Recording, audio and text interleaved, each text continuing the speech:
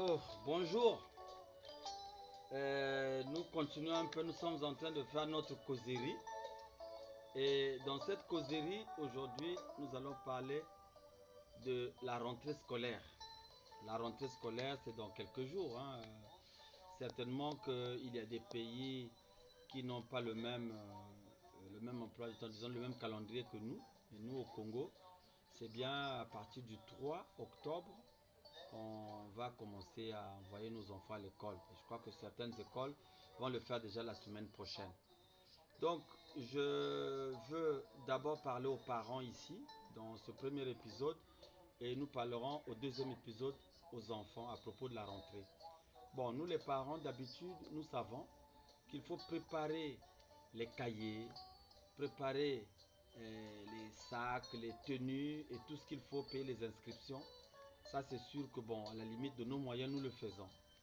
Mais il y a encore quelque chose, c'est que nous devons tous donner des conseils à nos enfants.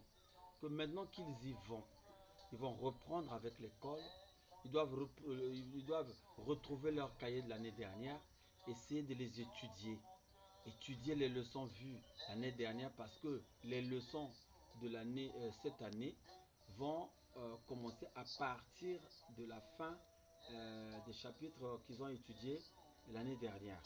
Donc, s'ils ont abandonné les cahiers, ils auront des difficultés de se réadapter cette fois-ci à cette nouvelle classe.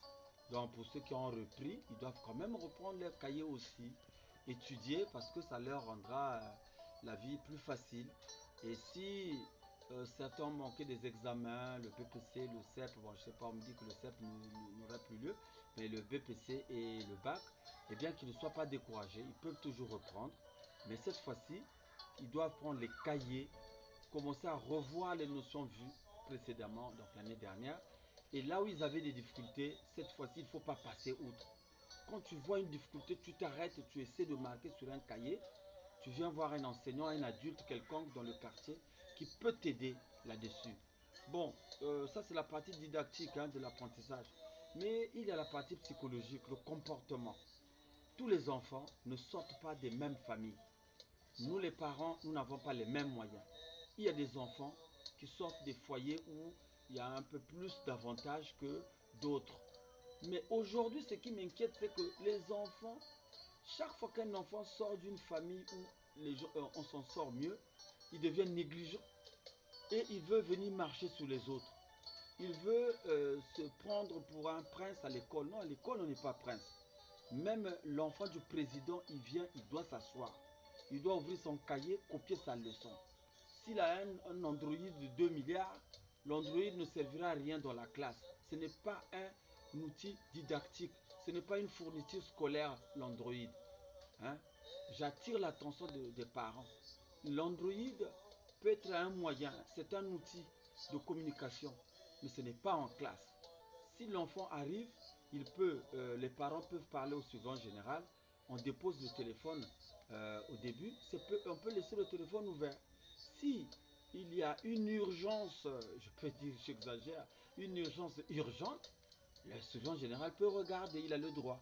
Regarder si c'est papa, parce que le surveillant général connaît papa, peut dire que si c'est papa, peut-être que là, il y a un blocus quelque part, peut-être un cas de maladie, une situation sérieuse, et l'enseignant peut aller prendre l'enfant, le ramener à la surveillance pour que l'enfant puisse communiquer avec les parents.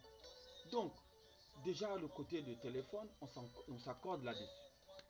Toi, tu t'en sors mieux si tu as un peu plus de pain. Ne te moque pas de celui qui mange les beignets qui ont déjà passé 2 jours. Ne te moque pas de lui. Si tu as tellement envie tu ne veux pas voir les beignets rassis, les beignets qui ont endormi, eh bien, tu demandes à ton collègue de jeter ces beignets et tu lui achètes un sandwich plus commode. Mais si tu n'es pas capable de le faire, je crois que c'est mieux de le laisser se débrouiller avec ces deux beignets parce qu'au moins toi tu seras en paix avec ton pain. Hein, tu seras en paix avec ton pain. C'est une belle illustration. Mais ça ne sert pas de te moquer de quelqu'un que tu ne peux pas aider. Parce qu'après, il va devenir une charge pour vous. Ne frustrez pas ces autres collègues qui vont venir à l'école avec des sandales. Donc nous les parents, on doit avertir nos enfants.